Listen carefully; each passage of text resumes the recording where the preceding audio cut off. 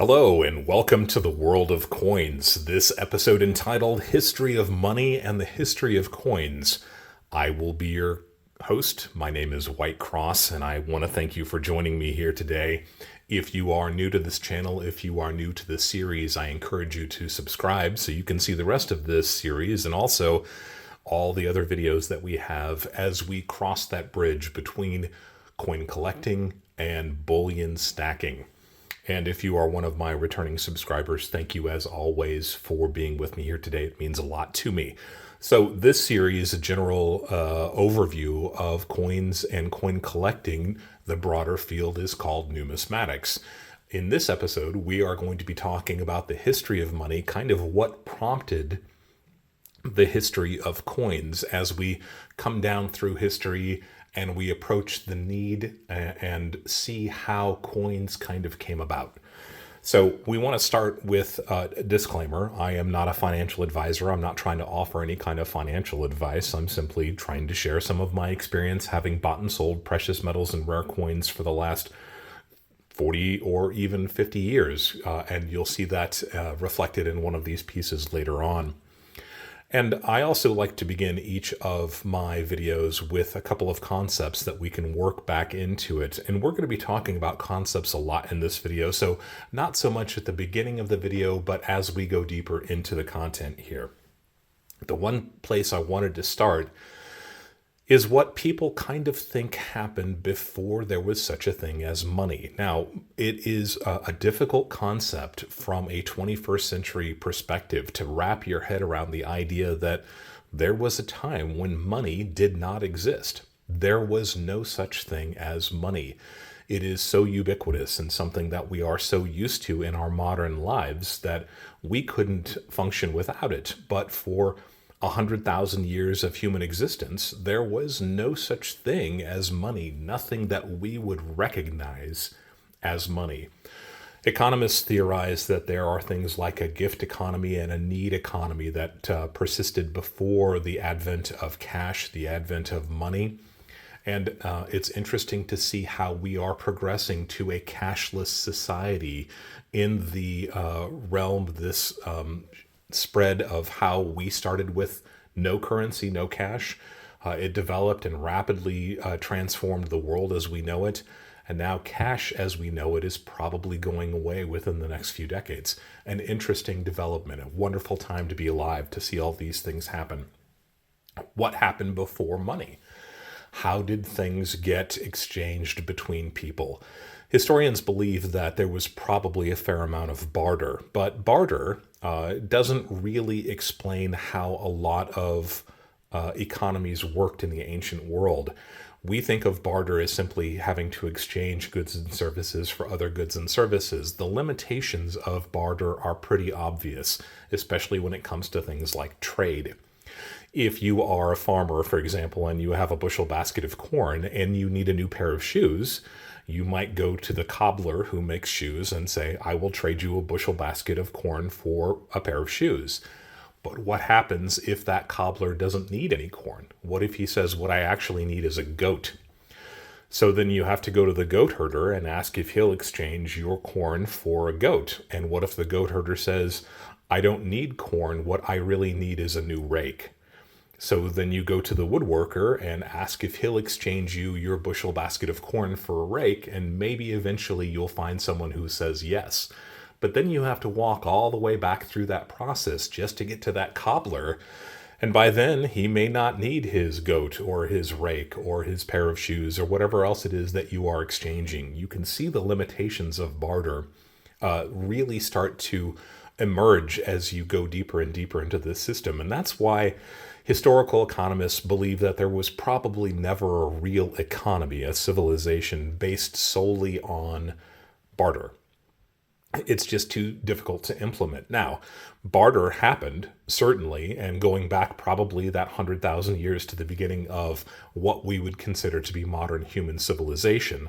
And it still happens today. I'm sure you have instances in your life where you have exchanged a good or service for another good or service, and there are benefits to doing that. It's quick, it's easy, Usually, if you've got something you don't need and somebody else has something that you do need, it can be a real positive experience for both sides of that equation.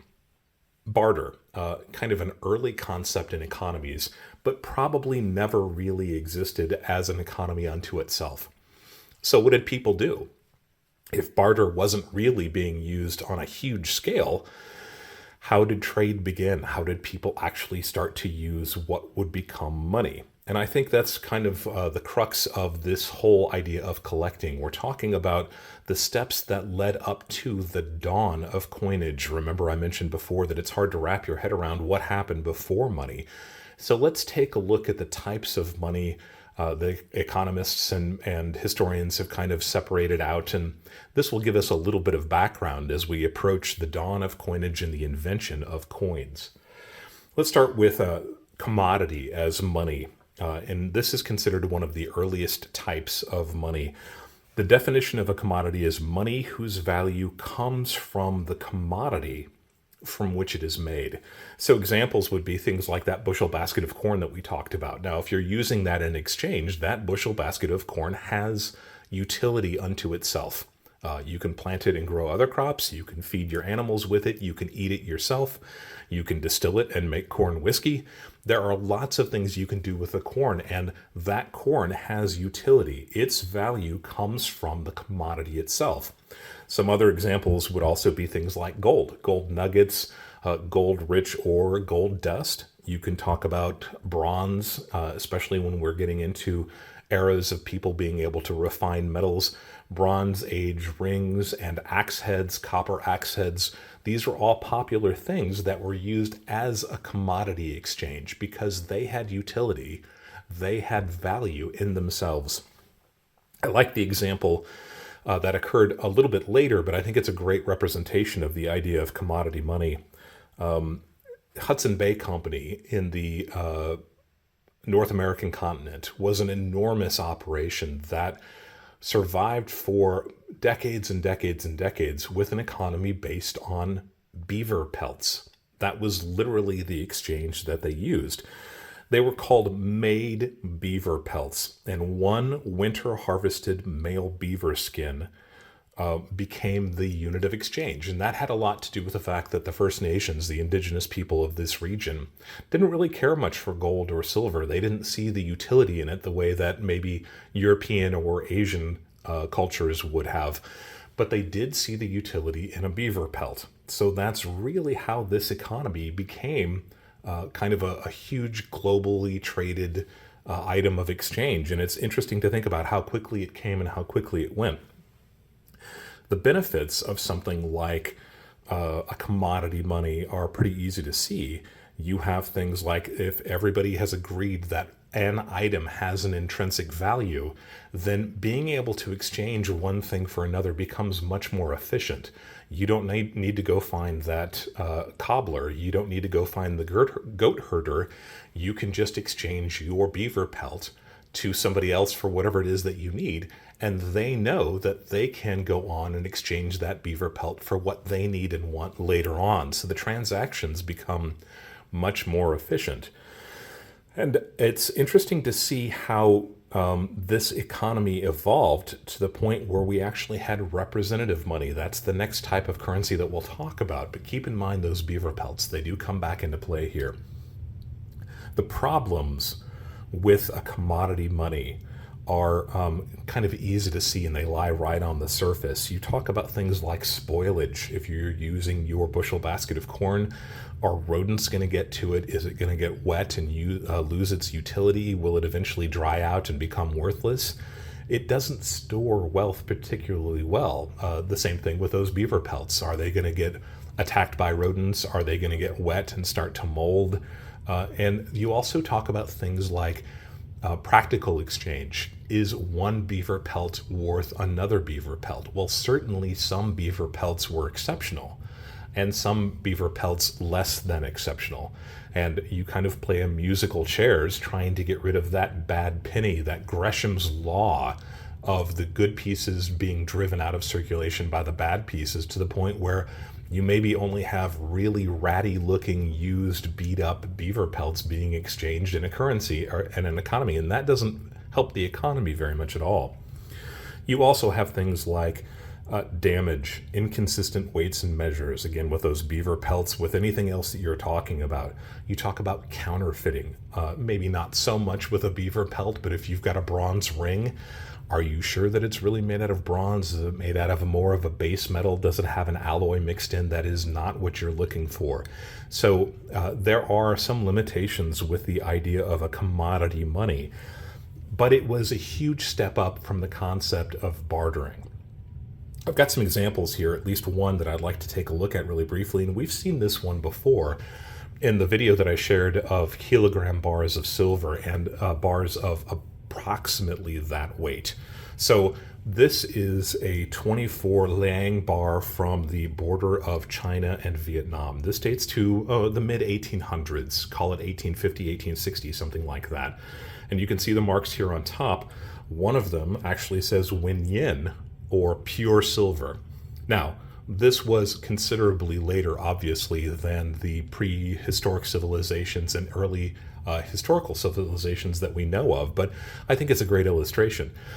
This bar was used along the border between Vietnam and China 150, 200 years ago, and the problems become self-evident. Now, we know that this bar is marked pure silver, but is it pure silver? How does somebody in a small village between Vietnam and China test a bar like this to see if it is in fact pure silver? Or what if it is mostly pure silver, but maybe not pure silver? Let's call it 95% pure versus 99.9% pure.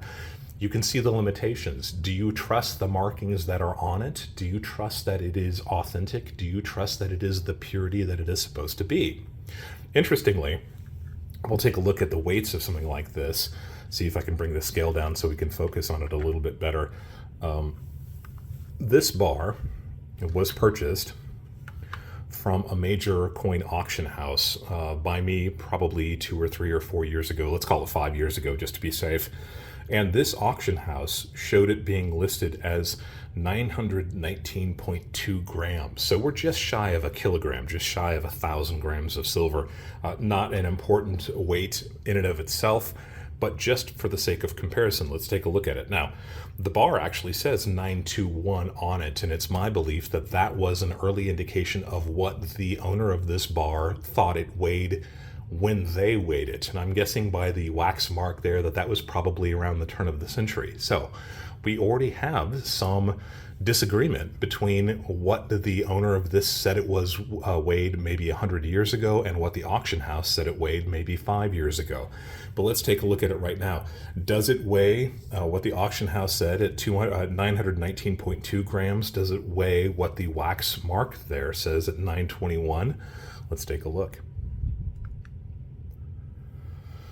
Now, hopefully you can see that it says 920.8. That's pretty close to 921, but again, we are sitting on a woven wool blanket here, and if that's the case, then do we trust the scale?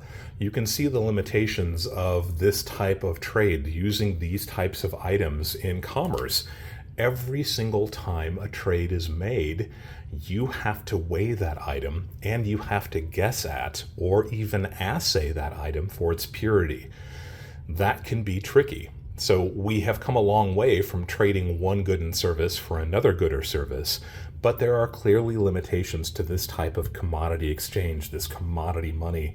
Again, even though this bar was something that was made in the last 150 years, it's a pretty good indication of what people were working with going back thousands of years. Silver, gold, bronze were definitely being used in exchange, but they had limitations that had not yet been fixed, and we're going to approach these as we get a little bit deeper into this. The next form of money that historians believe was kind of being used is something called representative money. And this is a medium of exchange that represents or stands in for something of value, but has little or no intrinsic value of its own. So we talked before about those beaver pelts being used in the northern part of the North American continent. And those beaver pelts were difficult to move. They had their limitations with weight, with size, with being ruined, getting wet, molding, getting attacked or chewed on by animals, becoming brittle in hot weather.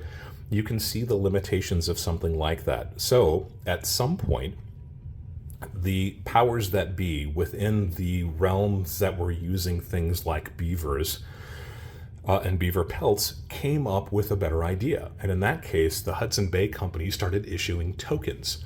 Now, originally, these tokens were made out of strips of barrels that were just cut to size, often in kind of crude shapes, but they had markings on them that represented what the owner of a particular shop would value that token as in relation to beaver pelts.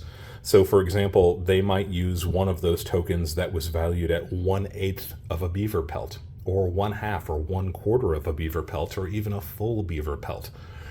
And you can start to see how much easier it would be in many, many ways to use these types of tokens rather than using the items that these tokens represented.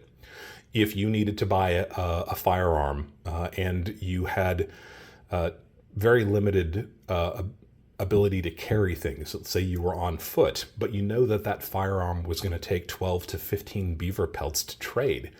But if you had a small pouch or some kind of a satchel that you could store these tokens in, all of a sudden your ability to work with the limitations around you, the idea that you were having to trek through 3 feet of snow over many, many miles without having to carry 12, 15, 20 beaver pelts became a real benefit. And that's kind of a representative style of money. And we had representative money in the United States of America and even in colonial times, going back even further than that. Representative forms of currency have been used for hundreds of years. And it was those currencies that were tied to an underlying value, a medium of exchange that represents or stands in for something of value, but has little or no intrinsic value of its own. A great example of that would be something like the gold certificates that circulated in the United States. Those gold certificates were paper currency that represented a certain number of gold dollars on storage in hand at the United States Treasury. And another example is something like this. This is an 1899 series Black Eagle $1 note, often called a horse blanket because our currency used to be considerably larger than it is now. This is actually a pretty nice condition note, but this is technically a silver certificate. And the fine print here says that a silver dollar is on hand at the United States Treasury representing this note, and that you can exchange this note at any time you wish for your physical silver dollar. Here's a Morgan dollar of about the same era. So which would you rather have? If you are a stacker in 2023, most people would say that they would rather have this beautiful, lustrous Morgan dollar. But if you were a merchant at the turn of the century in the 1870s, 1880s, 1890s, having stacks and stacks of these paper currency units would be so much more convenient than having bags and bags and bags of Morgan dollars. I've got another example here that starts to show some of the flaws with that system. And if you are a gold stacker or a silver stacker who is making that bridge between precious metals and numismatics that we always talk about, then you are probably already anticipating where this is going. The problems with a representative type of currency is when you get into things like the gold certificates in 1933. What happened in 1933? FDR issued the proclamation that made it illegal for United States citizens to own gold in many respects. Now, there's a lot of misinformation about out there right now about what exactly Executive Order 6102 actually said, and it did say that that American citizens could own up to $100 in gold coin. That's a lot of gold. If you think that a $20 gold piece like this St. Gaudens $20 gold piece weighs just about 1 troy ounce of pure gold, you could own up to 5 of these. That was a significant amount of gold even back then, especially in the Depression era. But how many Americans do you think own 5 ounces of pure gold right now? Probably not that many.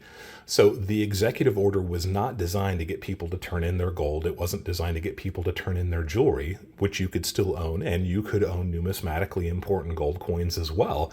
And that $100 in American gold coinage, circulating gold coinage, it was really designed to get people to turn in their paper currency, those gold certificates that were designed to mimic or represent the gold in our national treasury. And that was so FDR and the powers that be could untie our currency from the gold standard and print a lot more currency to help spend our way out of depression. Did it work? Well, economists are kind of torn about whether or not it worked. And I know that a lot of purists out there who are gold stackers will say, no, it definitely didn't work because it took away our right to own gold. Again, not really what it said, but it definitely did take us off of the gold standard, and we can see the flaws inherent with that.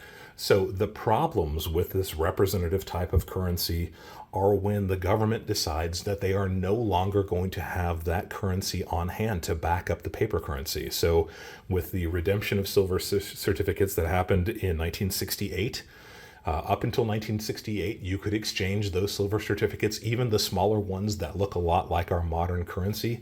You could exchange those for silver at Federal Reserve banks up until June 24th of 1968. But after that, they became just another form of currency. They were no longer redeemable for that underlying commodity. They were no longer a representative currency.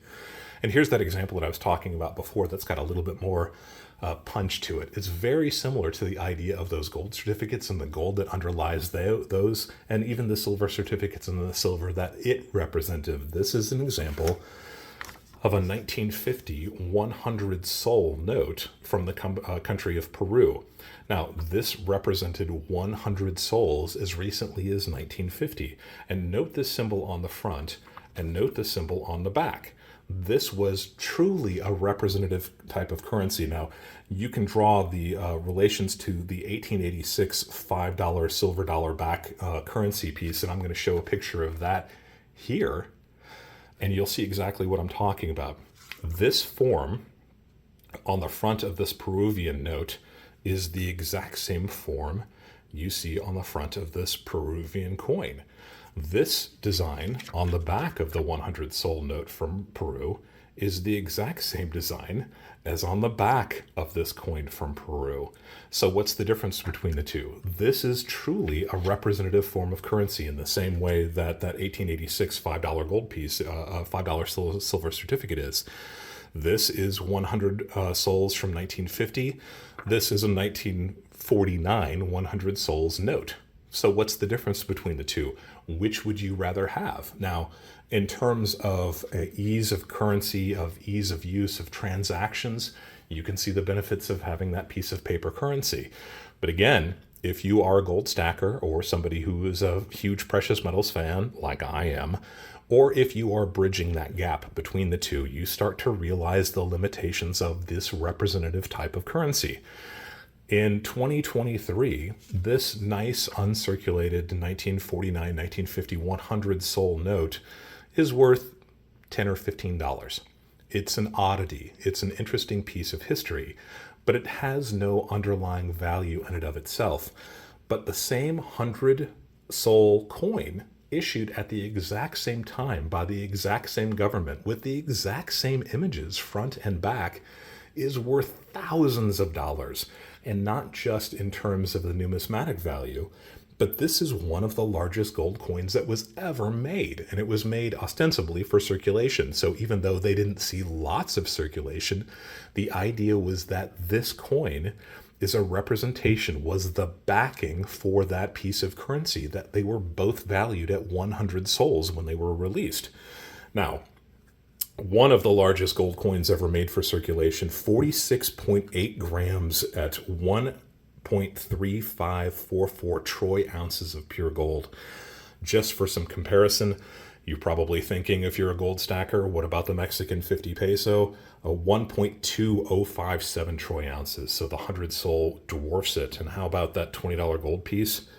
A $20 gold piece at 0.9675 troy ounces. The Peruvian 100 sols. Peruvian 100 sols is one of the largest gold coins ever made for circulation. And believe me, this is a big, hefty piece of gold. Which would you rather have? In 2023, it's pretty easy to decide which one you would want. But in 1949, 1950 Peru, they probably had the same value. They were probably worth the exact same amount. And one of them was easier to spend. One of them was easier to stash in your pocket, to stick in that cash drawer at the end of the night, to deposit in the bank. So in 1950 in Peru, you might actually have wanted that paper 100 sol note versus the gold coin 100 sols. It's an interesting comparison between the two, and it does show those limitations. Eventually, if the government that owns and circulates the currency under which the underlying gold or silver is held in account, what happens if they decide that they will no longer redeem that currency for that underlying precious metal, for that underlying commodity? And then you start getting the difficulties of this type of representative currency. So there are benefits. It's a lot more convenient than having beavers. Beaver tokens make a lot more sense. But the problems you run into: trust, eventual exchange. If you can't participate, what happens if the government sets a specific deadline? And I think back to a MASH episode where they were talking about exchanging the military scrip. What happens if for some reason you can't get to your bank or to the exchange location before the exchange is over with? If you're out of the country, if you're incapacitated, if you're out in the country, if you are too old to get to the bank and to the exchange place, you might get stuck with the paper currency that very rapidly devalues and is worth very little in relation to the commodity underlying it. Definitely some problems with a representative form of money. And that leads us to fiat money. So we talked before about the idea that the silver certificates in 1968 stopped being exchangeable for a silver dollar, but they became a fiat currency. They became a Federal Reserve note. And that is the third and kind of final type of money that we are dealing with. Now, there are certainly different types of currency, different types of money that are being used and are expanding daily with all sorts of electronic and cryptocurrency type units of exchange, but they all kind of fit back in these three elements, these three types of money: the commodity, the representative, and the final one is fiat. So how does fiat differ? Fiat money is a medium of exchange that is not backed by a commodity, but is deemed legal tender by the municipality in which it is exchanged. So there is no silver that you can exchange these silver certificates for anymore. There is no gold in Fort Knox that you can access by having a gold certificate.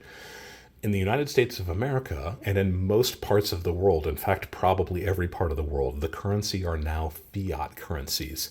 And they are only worth the dollar or the pound or the lira or the euro that the government says it is worth. And there is no underlying commodity. There is no utility beyond the value that is deemed legal tender by whatever municipality has issued those units.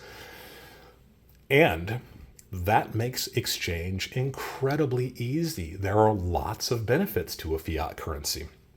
No longer do you have to have massive warehouses storing gold and silver coins or bars. No longer do you have to have exchange banks where you have no other reason to exist other than exchanging your paper currency for those physical commodities. And it also allows a much greater degree of flexibility when it comes to things like international trade, when we're talking about massive amounts of money flowing backward and forward between countries electronically, especially over the last 30 or 40 years, as those types of payments and that type of payment processing has become the norm. So while if you are a stacker and you are a collector, you may see fiat money as immediately being a bad thing. Keep in mind that it does have a lot of advantages, but of course it has disadvantages, and those disadvantages can be significant. Disadvantages of it: devaluation. either intentional or unintentional. And we will definitely talk about that later in the series. We've got some fantastic examples of it. The easiest one for most people to think about is post-World War I Germany. And we American students of a certain age remember the textbooks that all showed the wheelbarrows full of German currency being exchanged for a loaf of bread. That actually happened. That was the case. But there are other countries where hyperinflation has occurred that were even worse off than Germany between the wars. And I'm thinking specifically of the country of Hungary. And the country of Hungary suffered a term of hyperinflation that is mind-boggling to wrap your head around. At one point, when they finally withdrew the currency from the entire country of Hungary, all of the currency, every single bill that was circulating was valued at less than an American penny. Every single bill in this entire enormous country was valued at almost nothing. And that's one of the main problems with a fiat currency. Either intentionally or unintentionally, the currency can lose its value very, very quickly. And I've got some examples of, just to show you some of that Hungarian exchange. This is a Hungarian bill that I believe dates from 1936. And this is a 10 pengo. Pengo, the unit of exchange in Hungary during this period of time. A beautiful piece of currency with nice printing, and it's intaglio. You can actually feel it. Beautiful designs. There are counterfeit features here. It is a modern piece of fiat currency. It was worth 10 pengos. Within 10-year time, the same bill was now worth 10 million pengos. This is a period of hyperinflation. Now, if you had all of your wealth stored in Hungarian paper currency, fiat currency, you found yourself penniless very, very quickly. Inflations of hundreds of percent every week, everything costing double or triple by the end of the day. And this is one of the primary issues with a fiat currency. You have to have an incredibly stable country that has incredibly sound economic principles and policies in order to keep the faith of this currency that is not backed by any other means afloat. And every currency in the history of the world has suffered from these periods of inflation, deflation, and sometimes even hyperinflation like we see here in Hungary. A very sobering thing to think about. Again, there are benefits to a fiat currency. It becomes incredibly efficient, but it also has those risks of, with no underlying commodity to back it up, that it may become worthless. And that brings us to how money came about and how specifically coins came about. It's interesting to think, again, about a period of time before there was such a thing as coins. How did things get exchanged? They got exchanged through things like barter. And then eventually people started to realize that they could exchange a commodity. And then maybe there were forms of representatives. So we went from exchanging a beaver pelt to exchanging a beaver token. And then you had exchanging a piece of paper currency that wasn't backed by anything, but maybe had a picture of a beaver on it. And that's kind of how coinage developed. Those commodity coins or units of exchange, things like this big silver bar, was not that uncommon in the ancient world. Silver was a commodity that was desired for many different reasons, primarily things like jewelry. But it was a rare thing that was difficult to mine, and when it was found and when it was mined successfully, you were able to produce ingots of a certain weight and certain measurement. And that became a form of currency. That was an early form of commodity exchange. And this all seemed to happen in many places around the world at the same period of time. Some philosophers have called this the axial age. And it happened in China, it happened in India, it happened in parts of the Greek world, it even happened in places like Africa, where different cultures that were completely separated from one another by just about every measure that we can take all seem to reach the same conclusion about these commodity exchanges.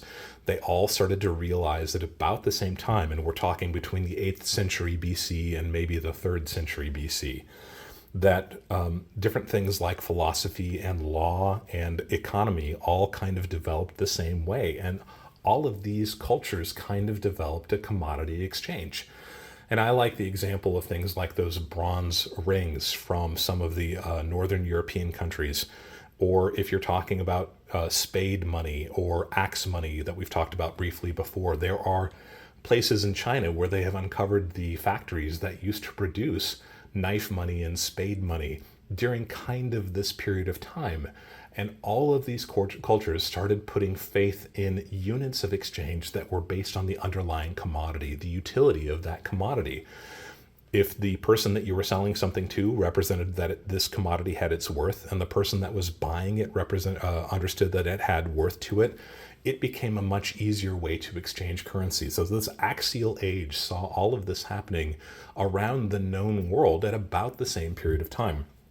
And that brings us to the commodity of metal ingots. The country that really probably began what we think of when we think of coins was the country of Lydia. Now, this was an ancient Ionian country in part of Western Turkey now, so it really had a deep connection to the Greek civilizations of the time in and around the Mediterranean, but this was specifically in Ionia or Western Turkey.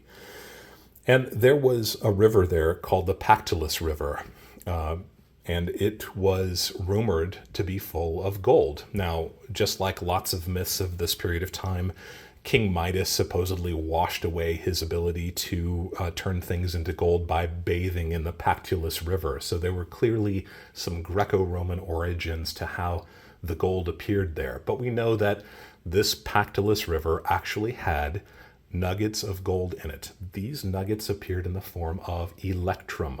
Electrum was the natural alloy of gold and silver that was found in the Pactolus River. And as a commodity exchange, merchants in and around this area started to realize that they liked these small gold nuggets and that they would accept them in exchange for their goods and services because they knew that the person that they were trading with would accept them in exchange for their goods and services. So there was definitely underlying utility here. There was the ability to not just use barter, to not just use a type of commodity that was subject to spoilage or rot, or any of the other factors that we've talked about. These small nuggets, and we're talking very, very small nuggets, were immediately exchangeable and desirable by everybody in the region. They liked the concept of that. So what happened next? Well, the same thing that we've talked about before with those beaver pelts. Sometimes you had a great big beaver pelt that was exactly what you wanted, but what if the other guy that you were trading with only had small beaver pelts that were maybe musty and dirty and starting to deteriorate? The same kind of thing happened. At least we hypothesized that it happened. You had these small nuggets, but how could you exchange something if your nugget was really large and somebody else's nuggets were quite small? You see that there is a difference between the value, the intrinsic value of these nuggets. So what was necessary? Standardization. The people that were making the exchange started to somehow whittle down, smash, deteriorate, even possibly melt down that natural alloy of gold and silver to create standardized nuggets so that everybody agreed upon, instead of having to weigh it every single time, as we did with this 24 Lang bar from China. You didn't have to weigh it anymore. You didn't have to guess as to its purity. Electrum was supposed to be roughly 40% gold to 60% silver, and that purity did differ a little bit. But as long as these nuggets looked the same and they were exactly the same size and weight, then you suddenly had a medium of exchange that everybody could use much more universally. No longer did you have to weigh them with every single transaction. How did you know? How did you know that your nugget was standardized and that it weighed the appropriate amount? Now we're getting into what we call proto-coins. Those proto-coins were probably nuggets from the Pactolus River that had some kind of mark on them to distinguish them as having been regulated to a specific weight and a specific size. And the earliest examples that we find have just wavy lines on them, and it's been hypothesized that those wavy lines are just supposed to represent the waves of the Pactolus River. I kind of think that that's an easy explanation, and I don't necessarily believe it, but we do think these early designed proto-coins were the first real coin, or at least the forebearers of the coins, They were a precious metal, they were a standard weight, a standard size, and they had some kind of marking on them that identified them as being standard weight and size. That is the beginning of coinage. So in this Western Turkish civilization called Lydia, these coins started to be made and they started to be exchanged. And at some point, they started to be recognized that there was a little bit more certification that was necessary than a few wavy lines on them. And that's when the King of Lydia, who was one of the most important figures in the history of coinage. His name, we think, was Alyattes, and I'm not exactly sure how ancient Lydians would have pronounced the word. He started marking those nuggets with what we feel is probably a royal seal, maybe something that was either designed by him to represent the country of Lydia, or was designed by the people that were in charge of this new form of exchange in order to make sure that they were all the same weight, same size, same purity, and it was understood by everyone, not just with a few wavy lines, but with a design.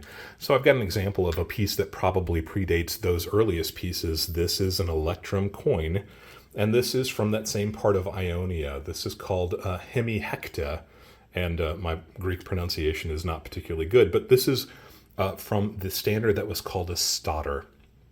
Stater was what became kind of the standard unit of measurement for these types of pieces. This is a 1/12 stater. That's how small this piece is.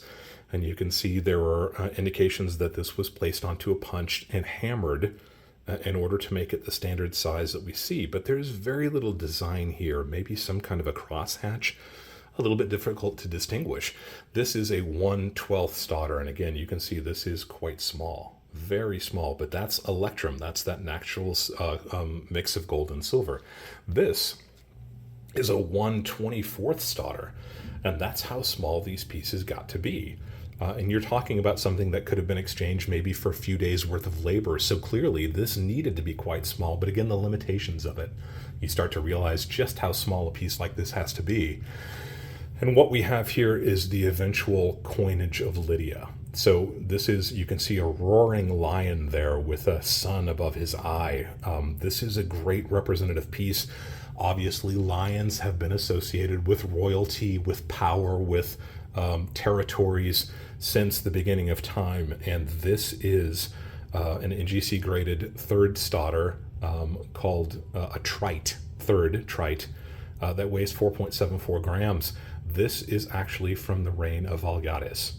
And we can see the back, that same kind of punch. This was a lump of metal that was placed onto a metal punch and hammered really hard to bring out that relief. So the very first coins, they went from those nuggets that were kind of a proto-coin. People kind of liked them. They knew that it was an easier way to exchange commodities and goods and services, for pieces that started to be marked so that everybody would recognize them, to pieces that became regulated by some kind of governmental authority. And that is where the first coins really began. And it took off like wildfire around the entire Mediterranean and the Greek world. Within 50 or 100 years, every culture was using coins. Every culture realized the utility inherent with these types of pieces. Really briefly, we'll wrap this up with one more example. Alyattes had a son, at least we believe that it was his son, and his son's name was Croesus. And we know that there are still people who talk about the riches of Croesus and the wealth of Croesus. This was a piece of silver that was made right after the gold coin that we just looked at. Remember that this gold coin was made of the natural alloy of gold and silver. Croesus was the first to create a bimetallic system of coins. So in this Croesus piece called a siglos, this was the first bimetallic coin that had ever been made. The other coins were made of gold, of the electrum, the natural alloy of gold and silver. Croesus separated them out and purified them. So it was just pure silver and just pure gold. And he created this bimetallic system of coinage that became important to the Greek world and lasted in places like the United States of America all the way up until arguably in the 1930s or maybe even the 1960s. thousands of years, this was a very successful thing, and we can see how the dawn of coinage, how the invention of coins really led the world in trade, exploration, invention, warfare, and everything that goes along with it. All of it owes something to the dawn of coinage, to the realization that the previous types of currency and economies that had existed before were just not sufficient for leading the world in the change that was necessary. And the birth of coinage, the dawn of coinage, came about around 600 BC in Western Turkey, and we owe this entire coinage numismatic experience to those philosophers and thinkers back at that period of time, going back nearly 2,000 years. So that's it. Welcome to the history of money and coins. This is part 2 of the world of coins. We will have many, many other videos in this series. If you have questions about anything that you've seen here today, by all means leave a comment down below and I would love to answer it if I can. If you have suggestions for other videos that you'd like to see in this World of Coins video series, again, leave a comment down below. I'll look and see if I've got the information, the knowledge, and the ability to make a video for that subject. And if you haven't liked and subscribed yet, please consider doing so. And as always, thank you for allowing me to be a part of your journey as you go deeper into the world of coins and physical precious metals.